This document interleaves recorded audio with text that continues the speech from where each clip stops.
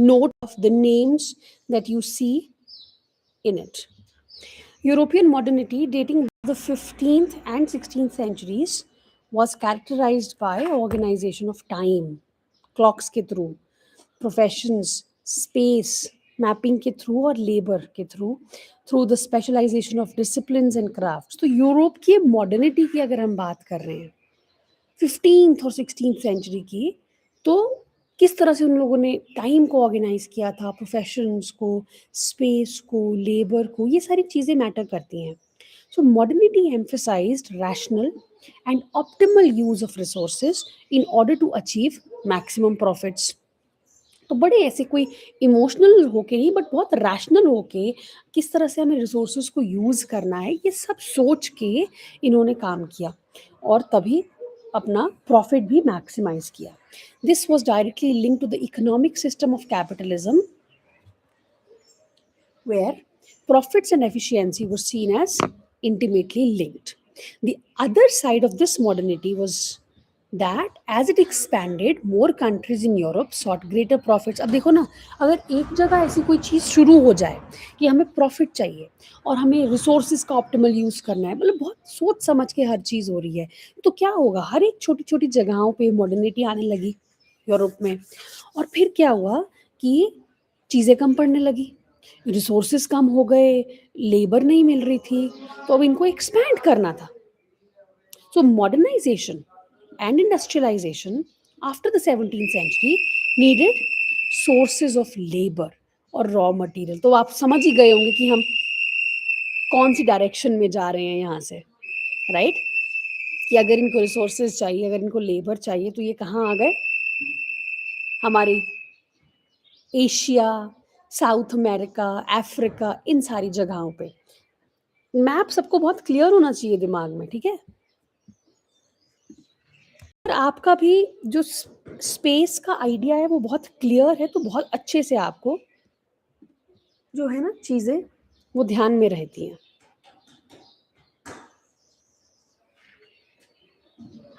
ये देखिए please, clear नहीं है ये देखो.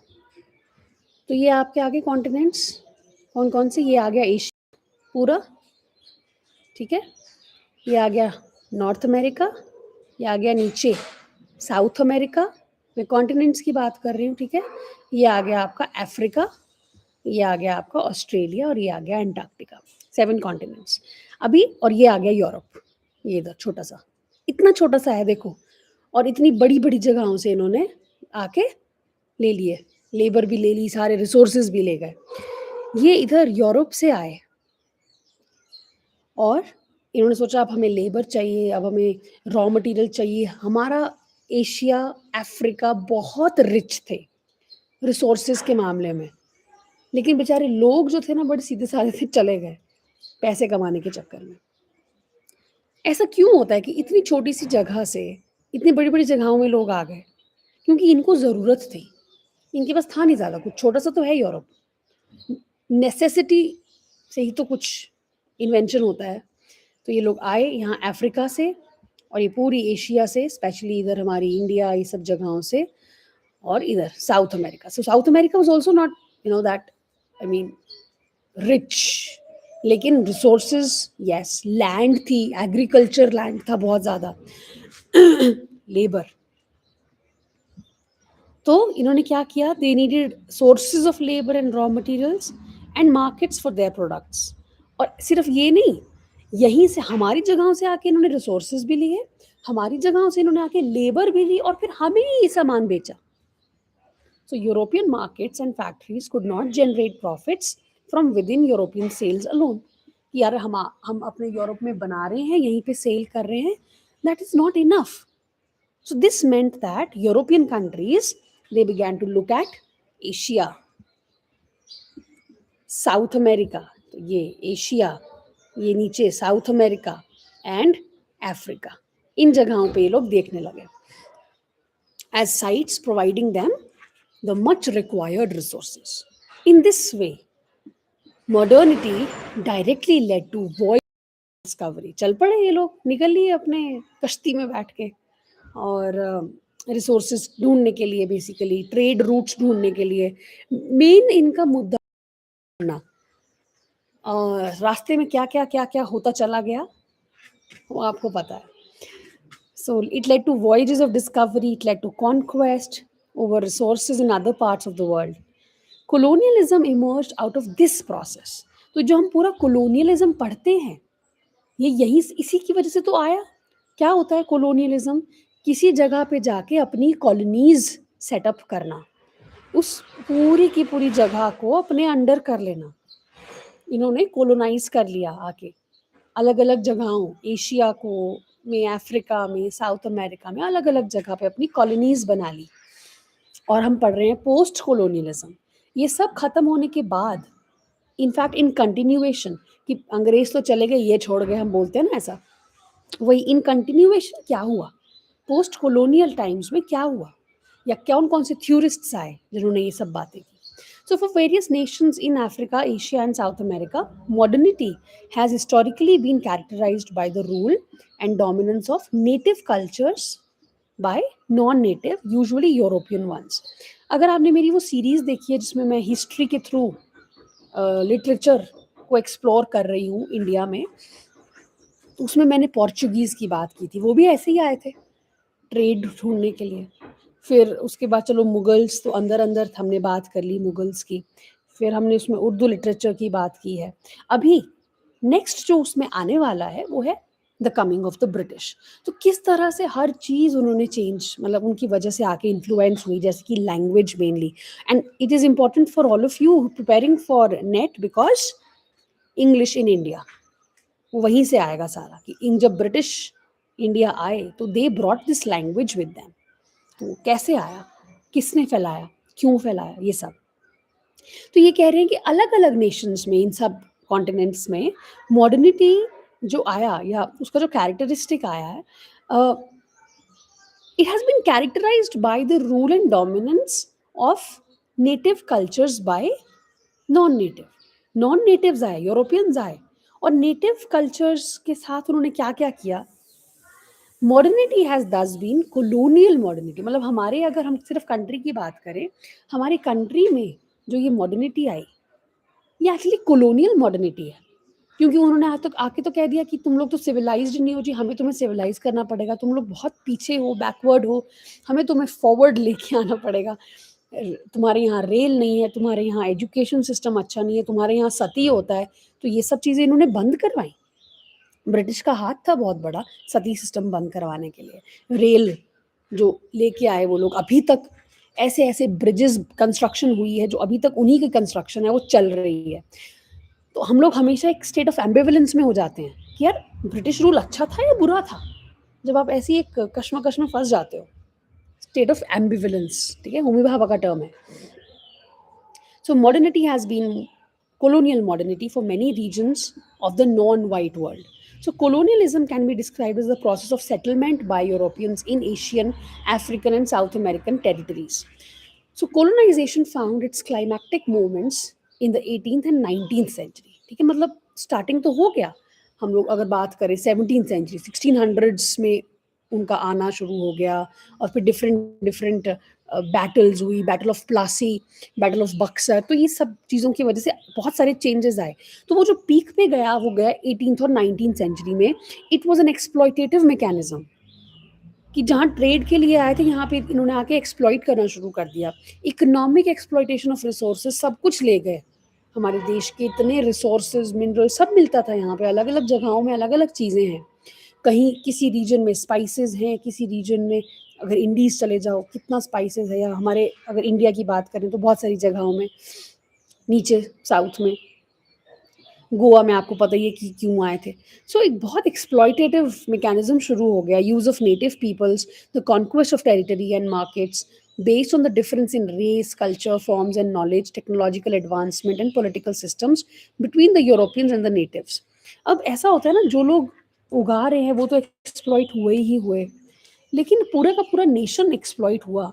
क्योंकि जो चीज़ें हमारे यहाँ पे आई, हमारे यहाँ उग रही थी, हमारे इंडिया बहुत बड़ा एग्रीकल्चरल इकोनॉमी है, जो चीज़ें यहाँ पे थी, जब वो चीज़ें जाने लगी, वो लोग लेके जाने लगे, तो हमारे ही देश के लोगों को नहीं मिल रही थी, या फिर धीरे धीरे धीरे करके उनके प्राइजेस इतना शूट हो गए। तो पहले क्या था ना, ये छोटी छोटी चीजें यूरोपियंस तक जब पहुंचती थी तो बहुत एक्सपेंसिव होके पहुंचती थी, क्योंकि उनके पास अवेलेबिलिटी नहीं थी बहुत सारी चीज़ों की, ठीक है, स्पाइसेस बोल लो, कॉटन बोल लो, मतलब अलग अलग चीज़ें, तो उन उन तक बहुत एक्सपेंसिव होके पहुंचती थी, इसीलिए उन्होंने ये जुगाड़ लगवाया कि हमें तो चाहिए इस तरीके से। जैसे पोर्चुगीज ने भी यही किया था ना, जो चीज़ें इनको इतना expensive 4 times 5 times 10 times rates पे मिल रही थी, उन्होंने आके बनाया अपना और कर लिया। So, structures of colonial domination were, of course, racialized in the sense that they were created and administered by acknowledging and reinforcing the racial difference between the natives and the colonial masters. तो बहुत सारी चीज़ें उन्होंने यहाँ पे आके ideology फैलानी शुरू कर दी। क्या क्या जो एक्सप्लॉइटेशन वो कर रहे थे, नेटिव पीपल का यूज़ कर रहे थे, वो उन्होंने डिफरेंस पे शुरू किया। रेस, हम गोरे हैं तुम काले हो, हमारा कल्चर तुम्हारा कल्चर, या कल्चरली हमारा, इनफैक्ट एशिया में बहुत सारी जगहें हैं जिनका कल्चर बहुत रिच है। तो फॉर्म्स ऑफ नॉलेज कि हम एडवांस्ड है technologically, political systems between them and us, तो हर चीज़ को उन्होंने उनको सुपीरियर और हमें इंफीरियर करार दिया। जैसे वो एक हमने फेमिनिज्म में ए और नेगेटिव ए वाला कॉन्सेप्ट पढ़ा था, एग्जैक्टली वही अप्लाई होता है यूरोपियंस और नेटिव्स में। तो ये पूरा जो स्ट्रक्चर था कॉलोनियल डोमिनेंस का, इट वाज रेशियलाइज्ड, कि उन्होंने क्रिएट किया, एडमिनिस्टर किया by acknowledging and reinforcing this racial difference between the natives and the colonial masters. So the European master possessed the power to govern, and the natives were subject to the systems created by the master. So these structures were sustained not merely by the use of military and economic powers, though these were expectedly central to it. वही hegemony का concept आ गया। कह रहे हैं कि इनके पास power था, कि इनको आता था, गवर्न करना आता था, और जो नेटिव लोग थे they were subject to the systems created by them, कि उन्होंने सिस्टम बनाया है। अब देखो ना, हम लोग बड़े ऐसे लोग हैं, मे बी हमारी वो हेरिडिटरी है, ऐसा हमारे चला आ रहा है कि हम बड़ी जल्दी इन्फ्लुएंस हो जाते हैं लोगों से। कोई कुछ ऐसा कर रहा है, मतलब इन्फ्लुएंस हो गए। अब अंग्रेज आ गए भाई, अब अंग्रेज कुछ आके कह रहे हैं तो इंडियंस तो लाइक हाथ जोड़ के खड़े हो गए नमस्ते करने। So these structures, they were actually not just, they did not come with a डंडा, है ना, कि हम मिलिट्री फोर्स यूज करेंगे या कुछ करेंगे, इकोनॉमिक पावर्स, लेकिन इन सब में ये सेंट्रल ही थे। लेकिन इन्होंने जिस तरह से आके कब्जा किया, वो एक कॉम्प्लेक्स डायनेमिक था रिप्रेजेंटेशन और डिस्कोर्स का। जो उन्होंने बात कही, जिस तरह से उन्होंने रिप्रेजेंट किया चीज़ों को, that is what made the difference. So colonial presence produced images and representations of natives, कि तुम गंदे हो, फिल्थी हो, अनसिविलाइज्ड हो, और क्या हो, पेगन हो, पता नहीं क्या क्या। So colonial presence produced images and representations of the natives, by which I take to mean essentially non-white races and ethnic groups in Africa, Asia, and South America, that were consumed by both colonial races back in Europe as well as the natives themselves. So, this latter phenomena, where the natives assimilated and believed his or her prejudiced, skewed, and often downright false representation of him or herself by Europeans, made possible through the education system, religion. एकदम से नहीं होता ना, एकदम से उन्होंने आके ऐसा कह दिया और ऐसा हो गया, ऐसे तो नहीं होता। धीरे धीरे धीरे धीरे उन्होंने ये आइडियोलॉजी फैलानी शुरू की, अलग अलग एपरेटस के through, education system, religion, law, ये सब जगहों से इन्होंने ये फॉल्स रिप्रेजेंटेशन बताना शुरू किया। And the history of nations like India and the countries in Africa is therefore very often a history written also by the Europeans. So colonial modernity is thus a conjugation of acts of representation and acts of political and economic power. ठीक है? 20th century commentators from Africa, Mahatma Gandhi, Amy Césaire, Leopold Senghor, Albert Memmi, during the anti colonial struggles, देखो एक ही है यहाँ पे India का तो ये एंटी कॉलोनियल स्ट्रगल्स अब, और लोग अभी, you all know they bad mouth him also, India में किसी को किसी ने छोड़ा नहीं है, कोई भी आ जाए कुछ भी बोलने आ, ऐसे निचोड़ देंगे क्रिटिसिज्म कर करके। तो एंटी कॉलोनियल स्ट्रगल्स के टाइम पे इन लोगों ने, ये जो कमेंटेटर्स थे एशिया और अफ्रीका के, they pointed to the racial dimension of colonial rule. यार तुम तो रेस के बेस पे डिसाइड कर रहे हो कि कौन ऊपर कौन नीचे। Inequalities of power and the slow but study erosion of native values and cultures. तो ये बात भी हुई है कि यार ये लोग आए और इन्होंने हमारे कल्चर को इरोड करना शुरू कर दिया, धीरे धीरे खत्म करना, हमारी वैल्यूज को खत्म करना शुरू कर दिया, हमारी लैंग्वेजेस को खत्म करना शुरू कर दिया। आपको पता ही है कि किस तरह से बहुत सारे भी हैं जिन्होंने they turn back to their own regional languages, they started writing in them. बहुत सारे इंडिया के भी ऐसे हैं, जैसे बंगाली कुछ राइटर्स हैं हु स्टार्टेड राइटिंग, जैसे I think Madhusudan Dutt, who but then went back to Bengali. बहुत सारे हैं ऐसे। और so they interpreted colonialism as something more than mere military political power, viewing it as a process of cultural domination through representation, discourse, and documentation. So this critique of colonial racialized acts of representation in law, history writing, literature, जब लिख भी वही रहे हैं history, तो क्या होगा? सब कुछ उनके पॉइंट ऑफ व्यू से आ रहा है, सब कुछ। Educational practices provides the opening moves of what has now come to be known as post-colonial theory. ठीक है, तो क्या है post-colonial theory? It's a method of interpreting, reading and critiquing the cultural practices of colonialism. क्या क्या हुआ? Where it proposes that the exercise of colonial power is also the exercise of racially determined power of representation. Simple. नीचे आते हैं आप। So Gandhi, anti-colonial struggle and the early. So post-colonial theory draws upon key ideas and concepts developed in the, oh, I'm so sorry.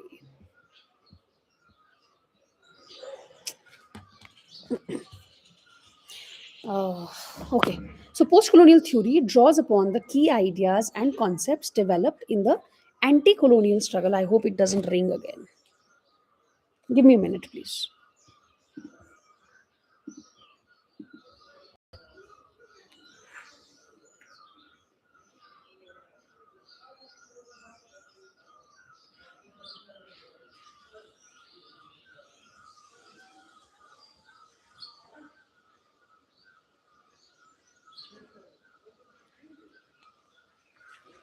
Yeah, okay.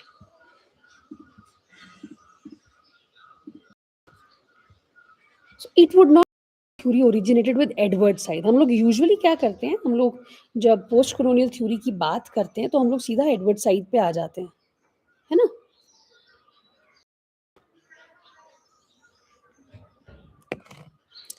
But it would not be accurate to say that it originated with Edward Said, right? Though he certainly generated the modes of post-colonial reading कि हमें read कैसे करना है, वो उन्होंने generate किया, जो हम आज देख रहे हैं हर जगह.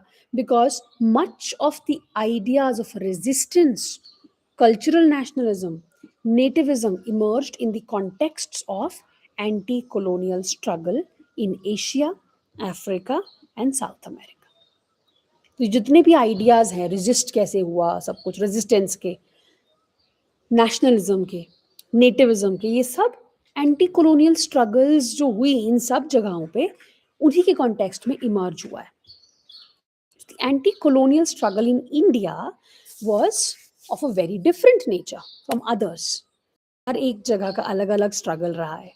इंडिया का बिल्कुल अलग, क्योंकि इंडिया में गांधी ने को प्रमोट किया, सत्याग्रह, बहुत सारे ऐसे मूवमेंट्स, बहुत सारी ऐसी चीजें गांधी लेके आए. ही वाज आल्सो इन्फ्लुएंस, ऐसा नहीं है कि गांधी भी मतलब आउट ऑफ द ब्लू लेके आए. Gandhi was a very well read man. Apart from, I mean, I'm not talking about anything about, I don't have nothing to do with his personal life, that is his own, whatever, you know, people आजकल जो discourse आता है. But he was a very well read man, और इन्होंने Tolstoy को पढ़ा था, और टॉल्स्टॉय से पढ़ के इन्होंने बहुत सारी चीजें इम्बाइब की, ही वॉज हाईली इन्फ्लुएंस्ड, तो वो भी वहीं से आता है. सत्याग्रह का system of protest was local indigenous form of struggle that was based on a larger idea of non-violence. फिर आया passive resistance and personal discipline. These became the key modes of struggle. Passive resistance, आपने वो movie सबने देखी है ना, किस तरह से वो लोग मार भी खा रहे हैं लेकिन कुछ बोलेंगे नहीं, रेजिस्ट करेंगे. पर्सनल डिसिप्लिन मतलब अगर एक एग्जांपल लें तो they would sit on fasts for such long time, and there was a lot of discipline in all of these things, not just with Gandhi but with everybody. Even हम लोग भगत सिंह, राजगुरु, इन सब की बात करें तो very, I mean at such a tender age, बहुत छोटी उम्र में ये लोग थे, Bhagat Singh and others. So, vegetarianism, support for local languages and culture, and the anti industrial stance all constituted key early elements in what post colonial theory after Fanon, namely cultural nationalism and cultural affirmation. अब गांधी का major contribution जो आया post colonial thought की तरफ, it can be identified as a moralist, right? Which is perhaps why he does not sit quite well with Marxist post-colonial theory, because of his notions of Swaraj, self-rule, was, जैसे कि Robert young बोलते हैं, directed at both the nation and the individual, self-rule, asserting moral superiority of the individual and the culture against कि वो क्या कह रहे हैं, colonizers क्या कह रहे हैं, उनका rule क्या कह रहा है, जैसे not hitting back when beaten, was Gandhi's masterstroke. Fasting, passive resistance, non-violence all contributed to the motion of an armed struggle कि हम हथियार उठाएंगे ही नहीं ब्रिटिश के against, and foregrounding of the moral sense of power to the anti-colonial as nothing else did. मतलब कि देखो आप इमेजिन, हम लोग सिर्फ बात कर सकते हैं ना, हमें नहीं पता कि कैसा रहा होगा कि वो लोग आए, हमारे नेशन में घुसे, हमारी चीज़ों पे हक जमाया और उनको बाहर भगाने के लिए पूरे का पूरा कंट्री भी नहीं कर पाया. कितने होंगे वो लोग, हम लोग सिर्फ बात कर सकते, तो हम लोग कैसा रहा होगा. Oh God, I got scared. So होता क्या है ना, कई बार मैं बहुत छोटा सा एक एग्जांपल देती हूँ. एक क्लासरूम है फॉर एग्जांपल, और क्लासरूम में किसी बच्चे को, मतलब सब बच्चों को कोई चीज़ है जो पसंद नहीं आ रही स्कूल की, तो वो क्या करते हैं, आपने भी स्कूल्स में शायद किए होंगे धरने, प्रोटेस्ट, या कॉलेज में किए होंगे. अब वो चीज़ जो है वो किसी भी बच्चे को पसंद नहीं आ रही, लेकिन जब धरने पे बैठने का टाइम आता है तब हार्डली 5-6 बच्चे आगे होते हैं और बाकी सब, जब बोलने की बारी आती है तो चुप, नहीं बोलते. पता नहीं क्यों, मतलब अंदर से कुछ होता है, शायद डर जाते हैं. डर एक बहुत बड़ी वजह है, वही शायद रहा होगा कि इतना टाइम लग गया इनको भी भगाते भगाते. इनकी तो कोशिश थी कि हर एक जगह के लोग इन सब चीज़ों को इम्बाइब करें. कितना किया होगा वो तो हम हिस्ट्री में पढ़ते हैं, बट हिस्ट्री भी कौन सी बड़ी, हिस्ट्री भी तो बायस्ड होती है ना. Anyway, his rejection of all of these things, it offered a sense of power to the anti-colonial as nothing else did. So Gandhi's genius was to embody subaltern agency. ये इन्होंने काम किया, subaltern agency को embody, मतलब he was to embody subaltern agency and resistance, not in violence but in passivity, not in revolution but in moral positions, कि आप अपनी position moralistically high रखो. So it is this that characterizes one of the most radical developments in the post-colonial thought. तो सिर्फ इन्होंने यही नहीं किया. He has said a lot of intellectual things. जैसे कि जब हम कल्चर की बात करते हैं ना, जैसे अभी हमने पढ़ा कि ठंड लग रही है, पीपल आए, ये लोग आए, ब्रिटिशर्स आए और इन्होंने आके हमारे कल्चर को इरोड किया, ये वो ऐसा सब लोग बोल रहे थे. But at that point of time Gandhi कुछ और ही बोल रहे थे. गांधी ने ये नहीं कहा कि ये लोग आए और इन्होंने हमारा कल्चर खत्म कर दिया, हमारी वैल्यूज खत्म कर दी। इन्होंने एक बहुत अच्छी चीज कही कि ये लोग आए और ये हमारे कल्चर के साथ मिक्स हो गए। हमारा कोई कल्चरल वैल्यूज खत्म नहीं हुई, वो अभी भी यही है, बट नई चीजें आई और हमारे साथ मिक्स हुई हैं। अब ये सबको नहीं पता कि ये गांधी ने एक्चुअली पहले कहा है होमी भाभा से। होमी भाभा बात करते हैं ना हाइब्रिडिटी की, सबको हाइब्रिडिटी का कॉन्सेप्ट पता है, but it was actually Gandhi who spoke about it first. So Gandhi was astute enough to see how colonialism was linked to capitalist modernity in the West. His anti-industrial stance, which to many did and continues to appear rather naive, was born out of the belief that capitalism is inherently exploitative. So his early moves in the experiments in the anti-colonial struggle were therefore really class struggles. Peasant, working class resistance in Kheda, in Bardoli. Eventually, he distanced himself from unionism and even pleaded for some kind of benevolent capitalism where the capitalist would be a trustee who would care for the labor.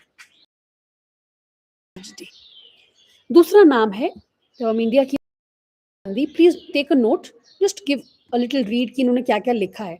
एक तो इन्होंने ठीक है, he has persuasively argued that Gandhi developed a response to the ultra masculine colonial. एक होता ना ultra masculine colonial force था।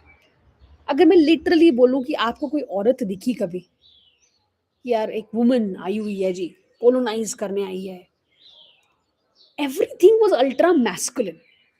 लेकिन गांधी ने क्या ऑफर किया, एक काउंटर मैस्कुलिनिटी। अगर आप कभी भी गांधी के स्ट्रगल्स देखोगे, वहां पे हमेशा वुमेन रही है। चाहे आप सॉल्ट मार्च की बात करो, सरोजनी नायडू आगे आगे, he has always made sure to include women in the struggle. So he developed a response to the ultra masculine colonial. You know, he did not offer a counter masculinity कि हम भी आएंगे जी counter masculinity के साथ. Instead, what he did was to propose a masculinity that also took into account a certain femininity का concept, एक बहुत बड़ा concept है. So this nearly androgynous childlike femininity in Gandhi was also aligned with the support of notions of Shakti, power, also feminized Shakti in Hinduism, not just the Shakti power as non-violence. So Gandhi countered this ये जो macho ये वाला जो एक पूरा figure था with a feminized one. So this gendered resistance, not without its problems, of course, would later reappear in the feminist dimension of post-colonial theory.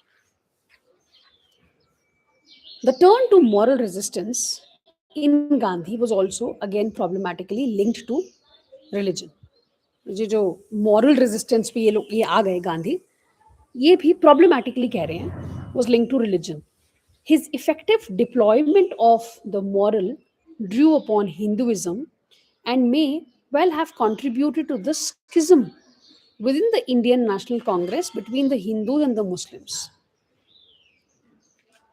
He was a clever man. Okay, he was, as I said, well read and he knew what he was doing. So the जो effective एक deployment इन्होंने किया morality का, it drew upon Hinduism and may well have contributed to the schisms within the Congress between the Hindus and the Muslims. So he, अगर आप मतलब I don't exactly remember, लेकिन अगर आप पढ़ोगे फिर से तो गांधी सेक्युलरिज्म को प्रमोट करते थे, है ना, नॉट द हिंदू राष्ट्र बट सेक्युलरिज्म को प्रमोट करते थे. The use of Hinduism as a means of forging a cultural and national identity alienated large sections of readers. लेकिन कभी कभी ऐसी कुछ मूव्स हो जाती हैं जिसमें आपको लगता है कि नहीं, ही इज बिकमिंग बायस्ड. सो यहाँ पे भी वही है कि जब इन्होंने हिंदुइज्म से लिया, हिंदुइज्म पे ड्रॉ किया एज अ मीन्स कि हम कल्चरल जो चीज़ें बनाएंगे या जो भी आइडियोलॉजीज फैलाएंगे वो यहाँ एक इस रिलीजन से आ रही हैं, तो that created this alienation also. Large sections of leaders and population alienate हो गई, cleverly exploited by political leaders, resulted in the disaster that was partition. Partition हो गया. We can't really discuss partition in 2 sentences. That would be unfair to it. Whatever happened, we'll probably talk later in the other series. This instrumental use of religion and cultural practices. Sorry. Instrumental use of religion इन्होंने use किया Hinduism और cultural की practices को alongside figures like Bal Gangadhar Tilak was indisputably effective in the anti-colonial struggle. But whatever they did, it worked. Anti-colonial struggle. It produced a strong sense of national and cultural identity, but also ran the risk of either homogenizing different cultural practices. In this case, the so-called Hindu practices becoming a code for Indian practices. Indian practices मतलब Hindu practices. Not talking about the other. इतने क्योंकि India में हर प्रकार के religion हर जगह के लोग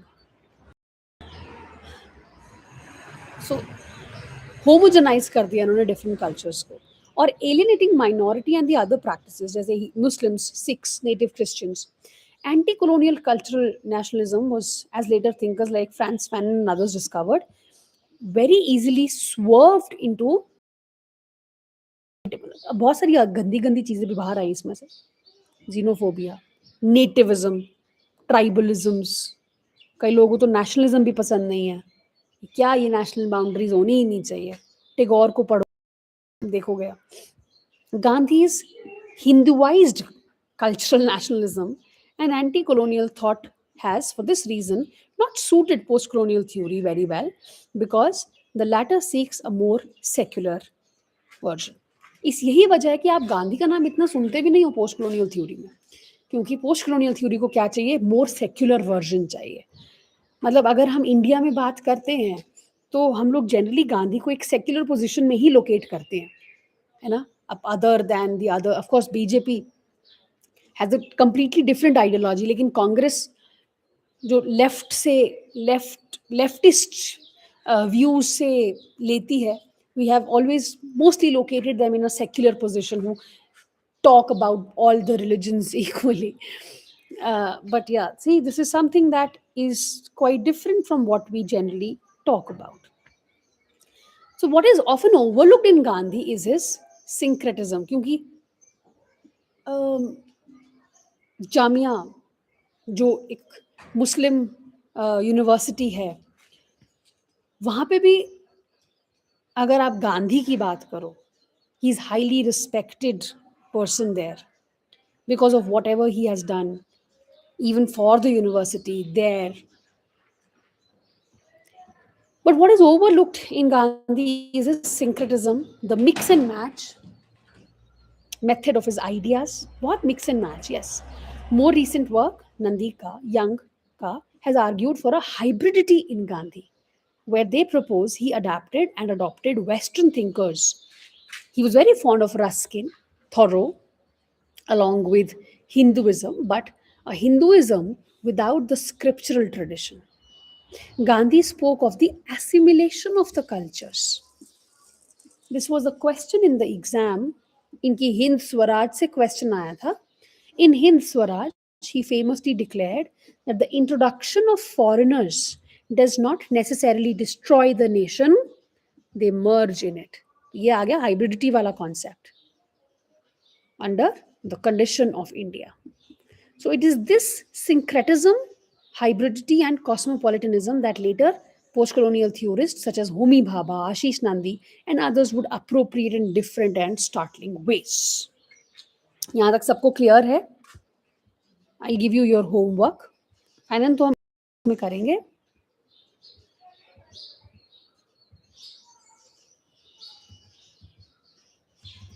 Okay, nothing for today. We'll just read a little more and then I'll give you the homework. ठीक है? इतना क्लियर है सबको जो लोग आए हो क्लियर ना okay so now talking about हमारा target I think mostly theory is done एक या दो और लेक्चर्स रहते होंगे जो मैं आपको भेजूंगी और फिक्शन में मुझे बताओ रोमांटिक राइटर्स मैंने आपको दिए थे जिसमें आज का भी दिन इंक्लूडेड है है ना? 2 दिन दिए थे मैंने आपको जेन ऑस्टन और वॉल्टर स्कॉट के लिए, 3 दिन एक्चुअली, है ना? 3 दिन दिए थे, सॉरी। तो अभी तो हैं आपके पास दिन, उसको कंप्लीट करो।